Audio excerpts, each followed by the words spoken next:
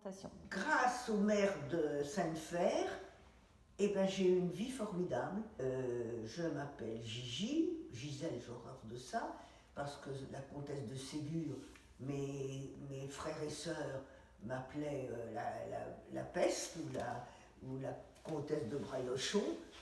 Et donc on m'appelle Gigi.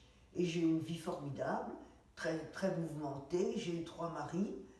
Et aujourd'hui, j'habite Marseille après avoir habité 60 ans Paris, fait mes études, et deux vies professionnelles. J'ai été dentiste pendant 14 ans. Et comme j'ai une hernie discale, on m'a pensionné. Et puis j'ai monté une affaire, tout à fait par hasard, 28 ans. J'ai voyagé dans le monde entier. Je m'intéresse à tout.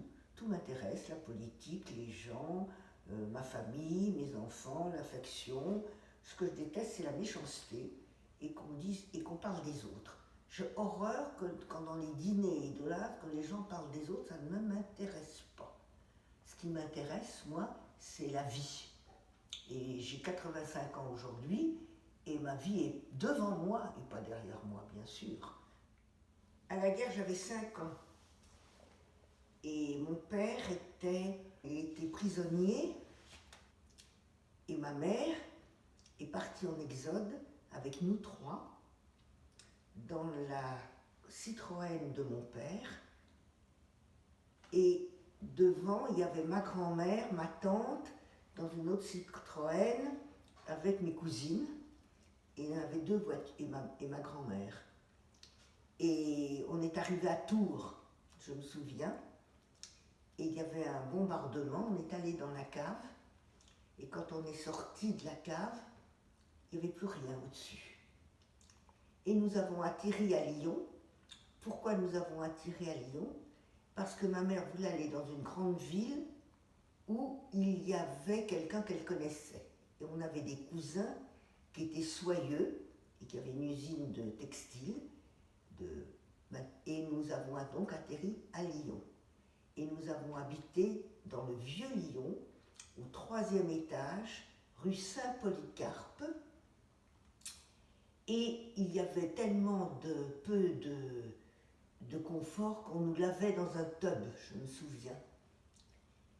Et il se trouve que ma grand-mère et ma tante étaient à Tournon, un peu plus loin. Et quand la zone libre a été envahie, en 1942, moi je ne m'en souvenais pas, je n'ai pas tout souvenir de tout ceci, ma mère n'a pas voulu écouter, n'a pas voulu savoir si ce qu'on racontait et que les Juifs étaient pourchassés, on s'est tiré. Où est-ce qu'on est allé? On est allé dans la Creuse. Pourquoi on est allé dans la Creuse? Parce qu'à Sainte-Fère, le meilleur ami de mon père, le père de Francine Gomez, qui s'appelait... comment il s'appelait bref, avait fait ses études, il était pneumologue avec mon père. Et quand ils avaient été prisonniers ensemble, et quand mon père est rentré en 1941, qu'on l'a démobilisé et il était capitaine dans l'armée française, on lui a dit « Monsieur Lévy-Desquer, vous n'avez plus le droit d'exercer car vous êtes juif ». Alors le ciel lui est tombé sur la tête, il avait 3 enfants à faire manger au bas âge, et on s'est donc réfugié à Sainte-Fère, et mon père exerçait au noir son art pour gagner un peu d'argent, et nous on habitait dans une maison que mes parents avaient louée. Il s'est passé un événement extraordinaire, c'est que la fille de notre femme de ménage a découvert dans la tenue militaire de mon père ses papiers militaires, et au lieu de s'appeler Desquer comme on s'appelait Lévy-Desquer. Et elle nous a dénoncé à un Allemand avec qui elle couchait. En pleine nuit, le maire du village est venu nous chercher et nous a cachés dans sa cave. Et c'est pour ça que je suis là. Et pourquoi il nous a cachés dans sa cave? C'est parce que mon père avait sauvé sa fille d'une mastoïdite. À l'époque, mon père était professeur d'otorino, il était un grand chirurgien, et à l'époque, il n'y avait pas d'antibiotiques, il n'y avait que des sulfamides. Et quand il faisait une mastoïdite, on en mourait. Donc il l'a ouvert derrière l'oreille, il l'a drainé pendant 48 heures à son chevet. Et c'est pour ça que je suis là. Et après la guerre, alors moi, j'ai dû faire, comme on allait à l'école communale, et qu'on devait être comme tout le monde, je suis allée à la messe, et à l'église, pour faire ma communion. Et quand j'ai vu le Christ complètement sanguinolent une première fois, et je suis sortie en courant de l'église. Et ma première communion, ça a été horrible, parce qu'on m'avait prêté une robe blanche, et alors elle était trop longue, j'ai marché dans une bouse de vache, j'ai été punie, et j'ai pas eu ma croix, mon chapelet, j'ai quand même encore aujourd'hui mon missel. Et quand je suis revenue en 45-46 à Paris, mes parents étaient rentrés plus tôt, moi je ne savais pas ce que c'était qu'une juive. Et donc, comme on habitait en face de l'église, moi je continue à aller à l'église. Et puis j'ai eu tout d'un coup envie de savoir ce que c'était une juive. Alors je me suis inscrite au scout israélite. Ben, je peux te dire que je ne suis pas restée longtemps. Hein. Ouf! Tout ce qui est bondieuserie juive et tout ça, maintenant ça me passe par la tête. Moi dans les religions, il y a deux choses que j'aime, la philosophie et l'humanisme. Tout le reste c'est du pipeau. Leurs frouflaquettes, les bonnes femmes avec leur chapeau, les juives avec la robe longue, les musulmans complètement givrés. Pour moi, tout ce qui est monothéisme, c'est sectaire. Parce que qu'est-ce qu'on veut faire? On veut faire imposer à l'autre sa façon de penser. Pourquoi? Parce que le monothéisme, on ne peut pas croire qu'il y ait un seul Dieu. Moi, c'est la philosophie. Et pourquoi il y a toutes ces religions? C'est pour que les gens aient un espoir de vivre. Car quand les gens étaient tellement malheureux, mais personne ne m'a dit aujourd'hui d'où je viens, où je vais. Donc moi, c'est carpe diem, je verrai bien ce qui se passe après moi. Tant mieux. Et je fais le maximum pour être correct pendant ma vie. Point barre. Ça te va? On a eu juste la descente de là, quand le maire est venu nous chercher. Ouais. Sinon, on a vraiment été dans deux patelins, hein, Saint-Genoux et Sainte-Fer, où on a été où il y a eu des justes, personne ne nous a dénoncés.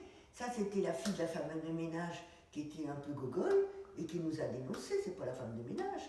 Les gens savaient très bien qu'on était juifs, hein, qu'on était des petits Parisiens par rapport. Bon, le curé, il le savait. Hein, il nous a traités pour faire ma première communion, ma soeur et mon frère. On fait aussi leur première communion. Mais tu penses bien que pour apprendre le catéchisme, mais moi je peux te réciter aujourd'hui notre Père et Marie. Hein. Et vous étiez les seuls juifs ou il y en avait plus? Non, ou il y en avait plein? On était les seuls juifs. Ah, vous étiez les seuls juifs. On était les seuls juifs. Mais tu sais, moi, j'ai jamais su ce que c'était qu'une juive jusqu'à ce que je rentre à Paris. C'est incroyable. Moi, j'étais une petite catholique, hein, bouseuse. Je m'essuyais. C'est incroyable quand on pense comment étaient les Wawa. Ouais. C'est quoi le tube? Tu dis le tube, on se lavait dans le tub. C'est une grande bassine en... Tu regarderas sur internet, une grande bassine en comment ça s'appelle? En fonte? Gris, oui, en fonte, enfin en gris, comme ça, comme des casseroles, hein, sur lequel on te verse de l'eau chaude pour te laver. Qui est grande comme c'est grand, c'est grand. Ouais, de la bassine. C'est une grande bassine de 150 mètres. Et pourquoi on appelait ça le tube? Un le tub. Ben, ça s'appelait un tub. Il y a eu très peu de déportés, très peu. Et quand ma grand-mère est morte, quand il a vu que toute sa famille et ce qui s'était passé, quand ma famille était pratiquement entière, il était très généreux. Il faisait ses comptes, il il marquait tout ce qu'il dépensait pour lui.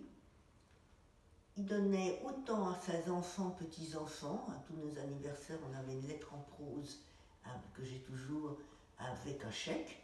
Et le reste, le tiers aux œuvres, quelles qu'elles soient, la Croix-Rouge, les Bonnes Sœurs, les Juifs, etc. Parce que justement, on s'est aperçu, on ne pouvait pas penser les horreurs qui s'étaient passées, parce que c'était impensable. Aujourd'hui, avec Internet et puis les réseaux sociaux, il n'y aurait jamais eu Hitler, ça ne serait jamais passé comme ça. Mais la non-communication de l'époque, c'était peut-être en Pologne, ils le savaient, mais en France, on ignorait. Par contre, ma mère, après la guerre, elle s'est occupée de l'OSE, l'œuvre au secours des enfants, c'est-à-dire qu'elle allait sur le quai, je crois que c'était à Austerlitz, elle voyait les déportés qui arrivaient, et l'OSE, c'était une œuvre qui récupérait les enfants de 15-16 ans, parce que les autres avaient tous été décimés, et qui les mettait dans un château, et les requinquait, leur faisait faire des études.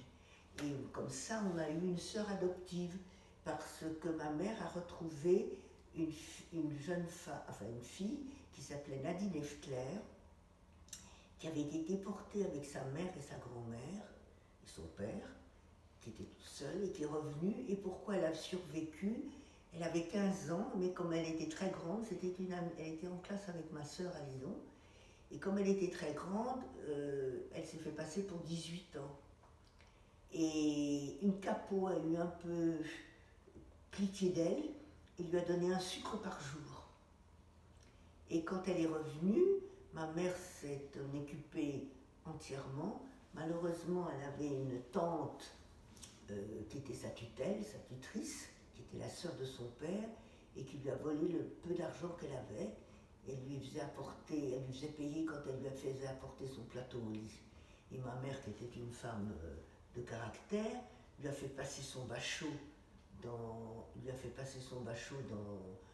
une session spéciale qu'il y avait pour les déportés.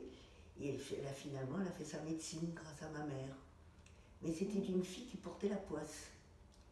On lui offrait un vélo, mes parents lui offraient un vélo pour son anniversaire, on lui volait un appareil de photo, elle l'oubliait dans le train, etc., etc. Ça, toute sa vie, elle est toujours tordue. Les hommes qu'elle a eus, on les appelait les tordus. Sauf le dernier, qu'elle a eu pendant des années, mais qui était un garçon très spécial, ils ne vivaient pas ensemble. Et aujourd'hui, elle est morte il y a 4-5 ans, pas plus. Mon frère s'en est beaucoup occupé, Nadine. Tout ça, ce sont des souvenirs d'enfance. Et je dois dire que moi, j'ai eu des parents formidables qui nous ont aimés, avec un frère et une sœur, avec leurs qualités et leurs défauts. Voilà. Et à l'époque, on louait les appartements, on n'achetait pas. Ah, c'était loué.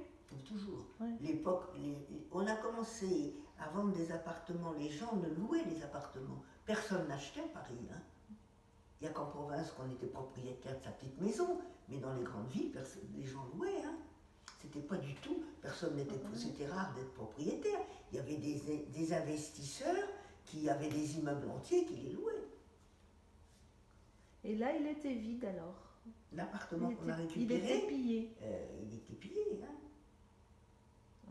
Mes parents étaient meublés en charreau, c'est un 1930, des meubles signés et tout. Je ne sais pas pourquoi ma mère avait dû emmener son argenterie, parce qu'on a encore l'argenterie plus fort qu'à.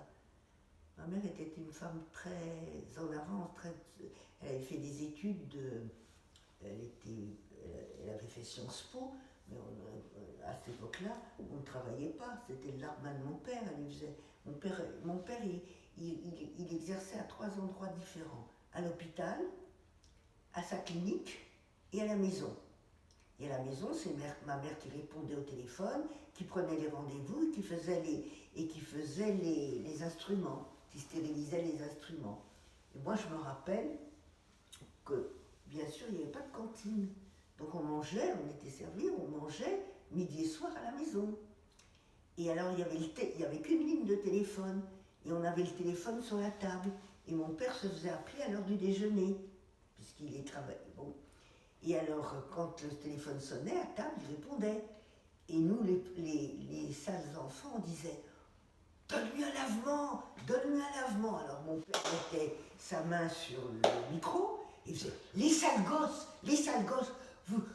je ne suis pas là pour perdre de l'argent. » Mais c'est extraordinaire. Alors, je me souviens qu'on n'avait jamais le droit de téléphoner parce qu'il n'y avait que cette ligne médicale et qu'on n'avait pas le droit de l'emprunter parce que si les clients téléphonaient, c'était prioritaire. Et ma mère, qui téléphonait à ses copines, se faisait engueuler par mon père parce que s'il la surprenait, c'était des scènes incroyables. Et quand on a eu notre deuxième ligne de téléphone, grâce à ce que mon père était médecin, ça a été pour nous exceptionnel. Et quand je pense aujourd'hui aux lignes de téléphone, qu'on est là à vous donner 3 téléphones par ménage, c'est impensable. C'est ça qui vous a sauvé d'être médecin. Il en faut, hein. Il en faut de tout temps. Ouais. C'est pour non, ça mais c'est l'histoire du téléphone, c'est impensable. Bah oui, je sais bien. Impensable. Je veux raconter une anecdote aussi.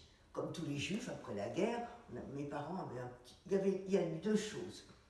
Quand on est parti en Exode, je me souviens que derrière, on était les 3 enfants, et moi je devais m'occuper d'un tout petit sac Bordeaux avec des poignées de cuir qui étaient lourds.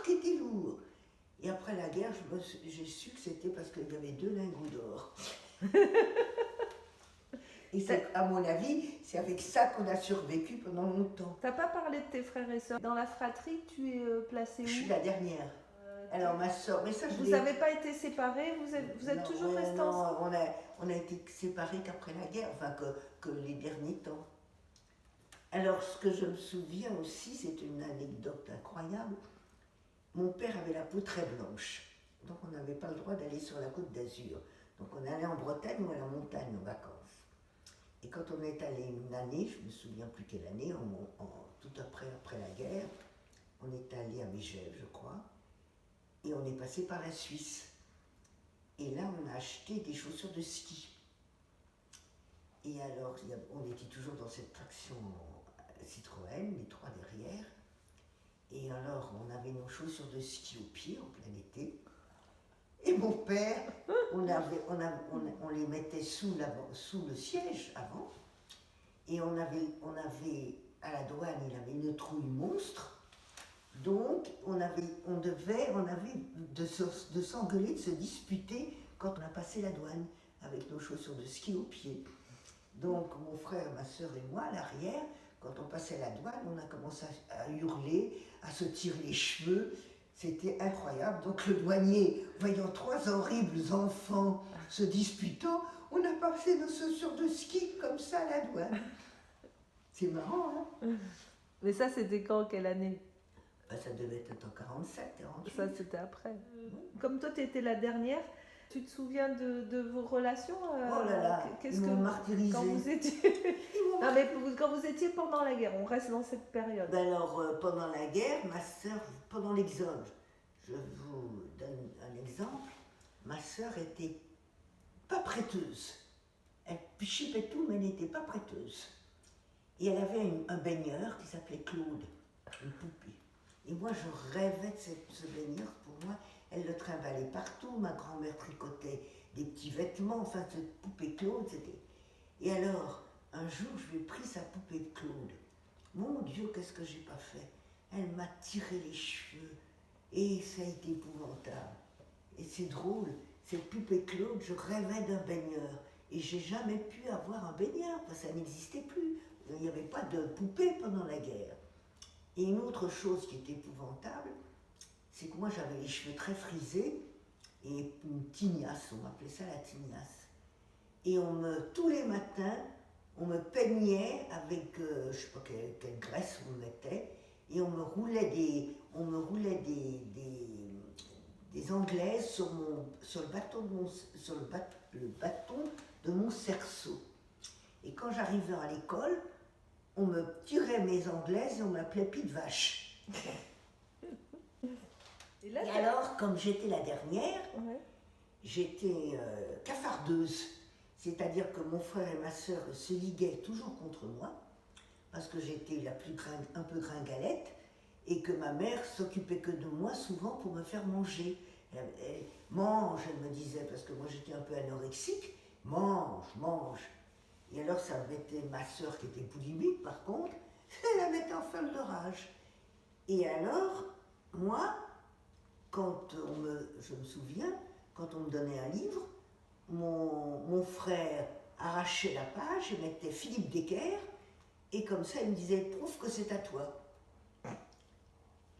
Et alors moi j'étais rapporteuse, parce que ma seule défense c'était de me rapporter à ma mère. Alors dès que mes parents étaient sortis, ils étaient là dans ma chambre, « rapporteuse de Saint-Michel, ta chemise n'est pas belle ». Et ils me faisaient pleurer. Et c'était toujours, ils me prenaient, j'avais jamais le droit de prendre quoi que ce soit eux, mais moi, dès qu'on me donnait quelque chose, et dès que mes parents avaient tourné le dos, ils me le prenaient pour me former le caractère, comme ils disaient. Parce que j'étais trop gâtée. C'est bon. Ben, c'est là que j'ai vu ma première quéquette à Lyon. Parce qu'on était au parc de la Tête d'Or, et puis il y avait des bonshommes qui ouvraient leur manteau et puis qui nous montraient leur quéquette. Et c'était comme un petit haricot tout flageolant.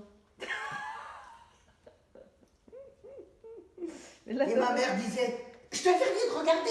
Je me souviens, à Lyon, ma mère qui en est morte d'ailleurs, qui a toujours eu des pneumonies et qui a caché ses poumons, prenait son vélo, allait sur les monts du Lyonnais avec nos tickets de rationnement, de cigarettes, de vin ou je ne sais quoi, qu'elle échangeait contre des poulets, des œufs, et c'est comme ça qu'à Lyon, on pouvait manger.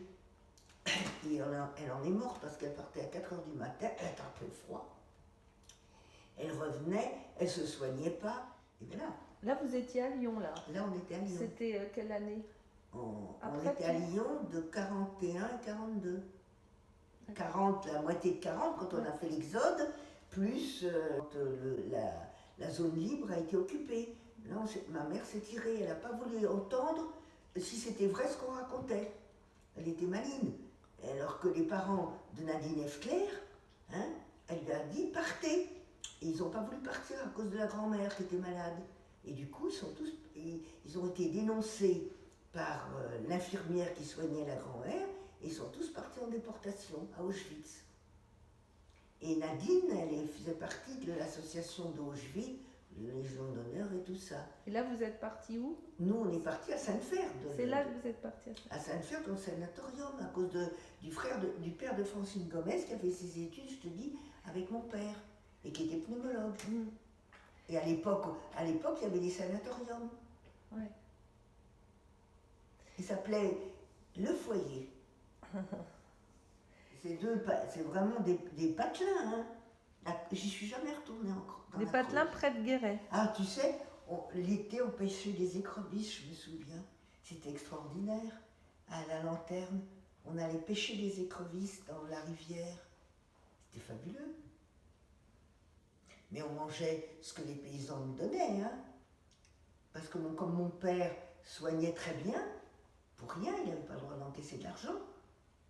Il n'y avait pas de sécurité sociale, bien sûr.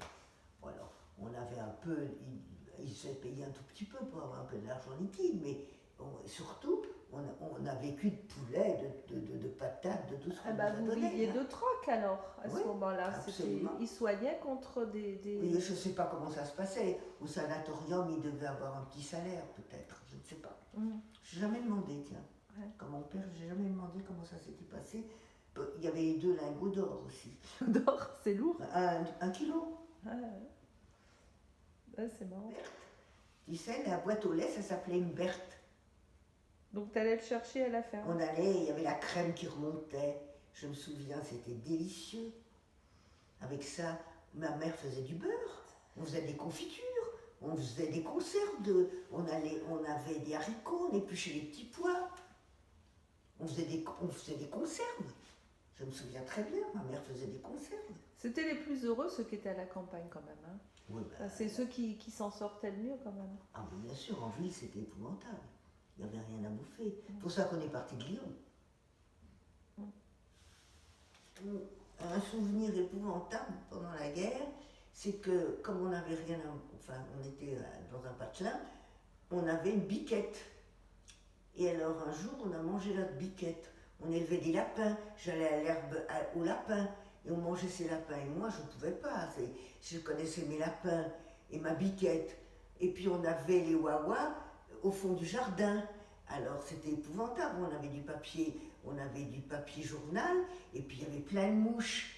Alors quand j'allais au wawa, moi je faisais pipi dans le jardin, hein, parce que et c'est des souvenirs incroyables parce que aujourd'hui on ne se rend pas compte avec la qualité des salles de bain et des habitations ce que c'était dans le temps. Quand je pense qu'on nous lavait dans un tub à Lyon et que il n'y avait pas pratiquement de teinturerie.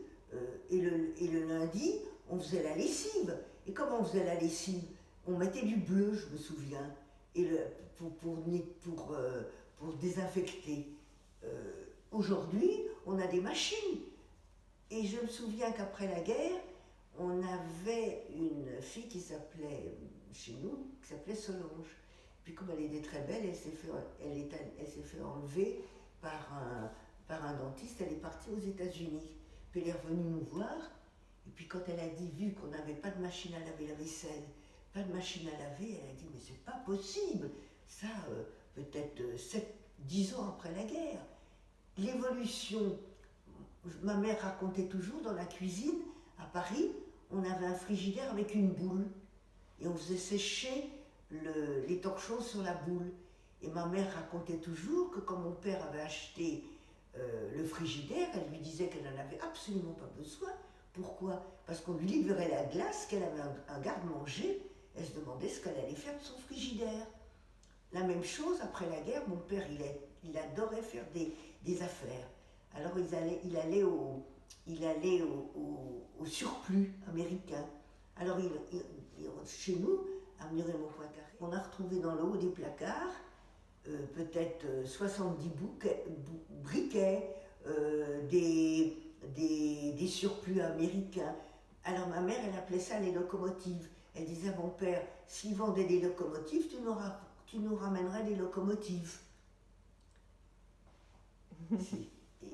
C'est drôle, quand les gens ont eu tellement de privations pendant 5 ans, qu'ils ont le besoin d'accumuler. Alors d'une part, mon père, il adorait accumuler que des choses qui servaient à rien.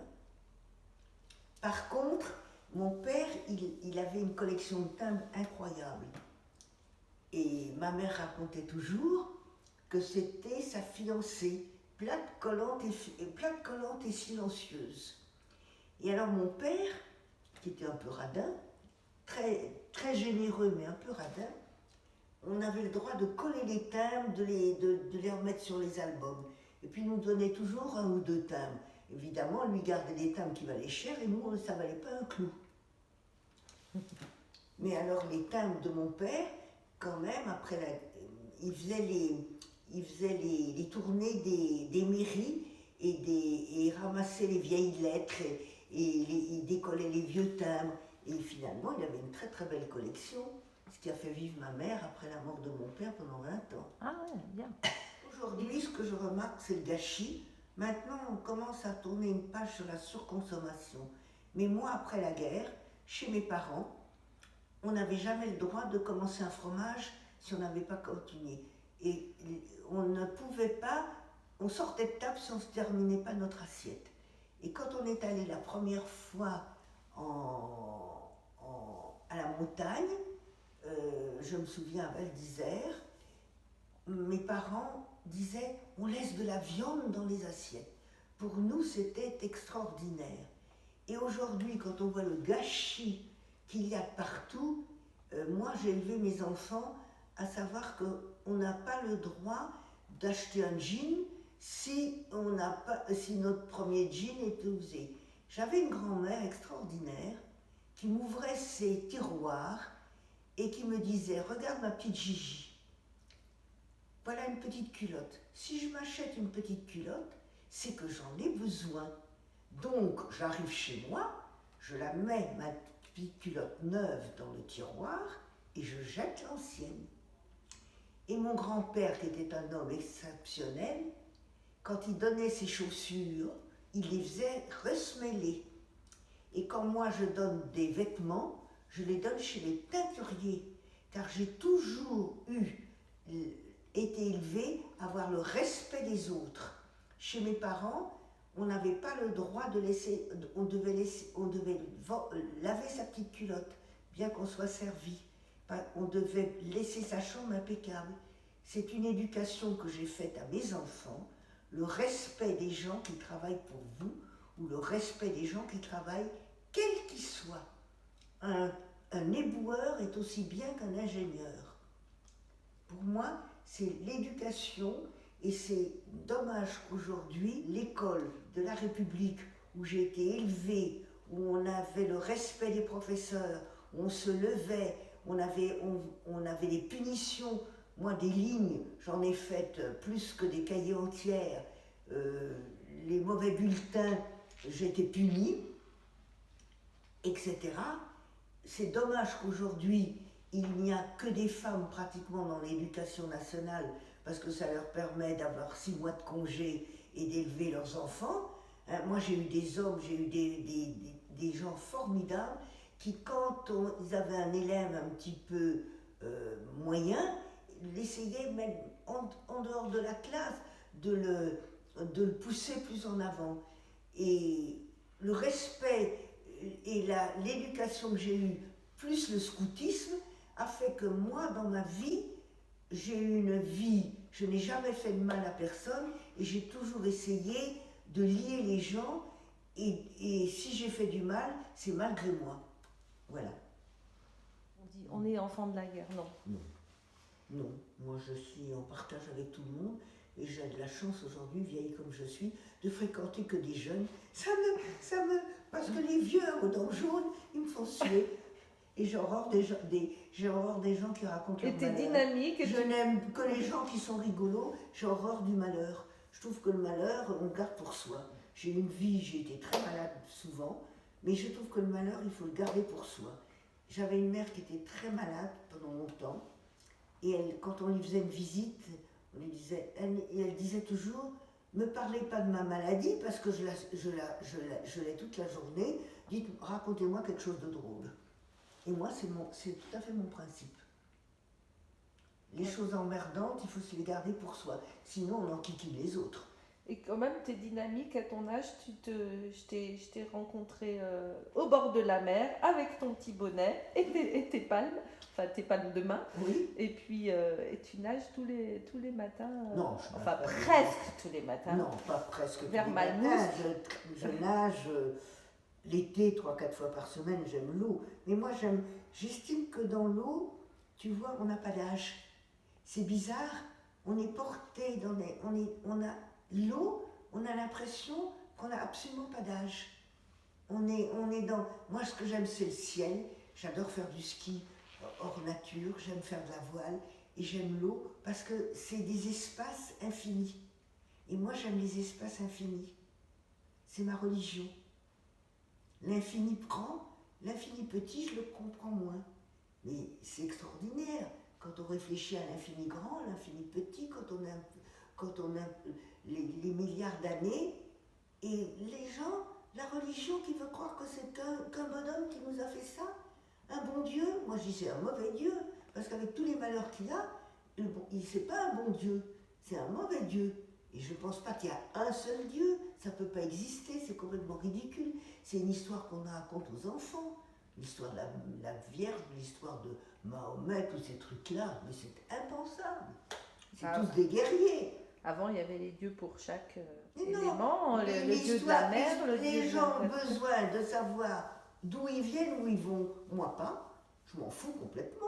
Personne n'en est revenu, personne ne m'a raconté ce qui se passe après. Alors pourquoi se torturer? Il ne faut pas se torturer. Hein? Il vaut mieux vivre une vie saine, avec l'affection, l'amour, l'amitié, les hauts, les bas. Hein? La vie, c'est pas un fleuve tranquille. Un jour, tu es très heureuse, un jour malheureuse, un jour, tu es en bonne santé, un jour, tu es malade. Il faut apprécier tout. Moi, j'apprécie. Moi, quand je me couche le soir et que je suis dans mon lit, tout ça, je me suis dit, mais quelle chance j'ai! Bah, tu vis le présent. Oui, et le futur. Je ne vis jamais l'arrière. Moi, j'ai un grand futur devant moi. Oh, j'ai de la chance alors de t'interroger sur le passé. Moi, c'est le passé composé. J'appelle ça le passé composé. Par contre, j'ai eu une vie fantastique et sur ma tombe, je veux qu'on mette ici Gigi qui a beaucoup ri.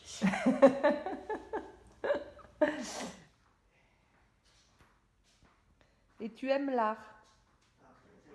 J'aime la vie. Sans art, tu peux pas vivre. Comment tu peux vivre sans art? L'art, c'est la création, l'art. Grâce aux mères de Sainte-Fère, eh ben, j'ai eu une vie formidable.